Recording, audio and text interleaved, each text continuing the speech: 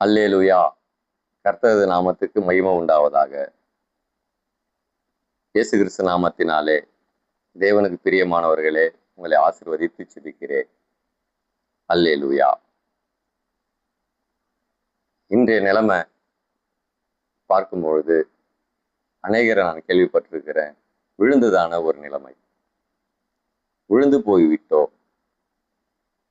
எந்த காரியத்தை நடப்பிக்க நினைத்தாலும் அந்த காரியத்தை சீக்கிரமா எங்களுக்கு வாக்கி செய்ய மாட்டுது, கைகூடி வர மாட்டுது. அப்படியே நாங்கள் அதிகமா முயற்சி பண்ணி அதை நாங்கள் செய்யும் பொழுது விழுந்து போகிறோம். எதனால விழுந்து போகிறோம் என்பது எங்களுக்கே தெரியாத இருக்கிறது. சரி, இது ஆலோசனையாக யாரிடம் கேட்கலாம்? நண்பரிடம் கேட்கலாமா? அல்லது சகோதரன் சகோதரியோடு இதை உறவாடி அவங்களிடம் கேட்டு பெறலாமா?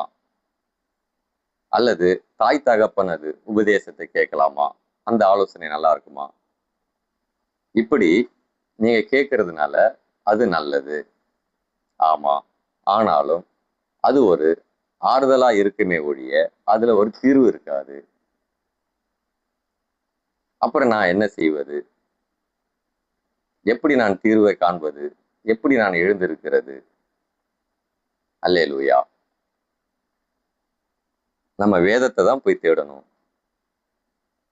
அதுல பாருங்க, சங்கீதத்தை பார்ப்போம். ராகத்தலைவனுக்கு ஒப்புவிக்கப்பட்ட தாவீதின் சங்கீதம்.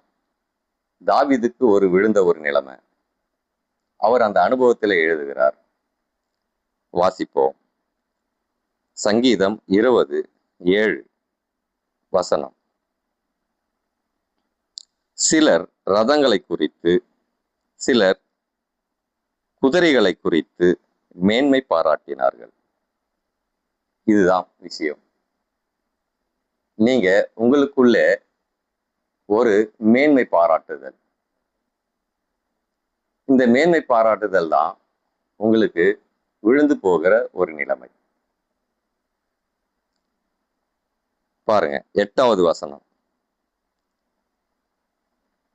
அவர்கள் முறிந்து விழுந்தார்கள். முறிந்து விழுந்தார்கள். அப்ப நம்ம ஒரு விழுந்து போன நிலைமையில இருந்து எழுந்திருக்க வேண்டுமே. ஆனால் நாம என்ன செய்ய வேண்டும்?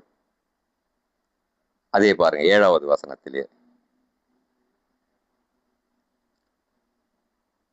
நாங்களோ எங்கள் தேவனாகிய கர்த்தருடைய நாமத்தைய குறித்தே மேன்மை பாராட்டுவோம். அல்லேலூயா. நம்ம கர்த்தரது நாமத்தை மேன்மை பாராட்ட வேண்டும். வேதத்தை நம்ம நோக்கி பார்க்க வேண்டும். வேதத்தில் வருகிற வசனங்களை நம்ம கை கொள்ள வேண்டும். உபதேசம் வேதத்திலிருந்து தான் நமக்கு கிடைக்கும். அதுதான் நமக்கு தீர்வை கொடுக்கும். அப்படியே பாருங்க, 8. அவர்கள் முறிந்து விழுந்தார்கள். முறிந்து விழுந்தார்கள். நாங்களோ எழுந்து நிமிர்ந்து நிற்கிறோம். அல்லேலூயா. நீங்க கைவிட்டு செய்கிற எல்லா வேலையிலும் நீங்க எழுந்து நிமிர்ந்து நிற்க வேண்டுமே. ஆனால் வேதத்தை பார்க்க வேண்டும். சங்கீதம் 20 அதிகாரம் 7-8 நீங்க அதை தியானிக்க வேண்டும். ஆண்டவர் இன்றைக்கு உங்களுக்கு கொடுக்கிற வார்த்தை, நீங்கள் எழுந்து நிமிர்ந்து நிற்க வேண்டுமே. ஆனால் தேவனை நோக்கி கூப்பிடணும். தேவன் உங்களை ஆசீர்வதிப்பாராக. இவ்விதமாய் உங்களை எழுந்து நிமிர செய்வாராக. ஆமென்.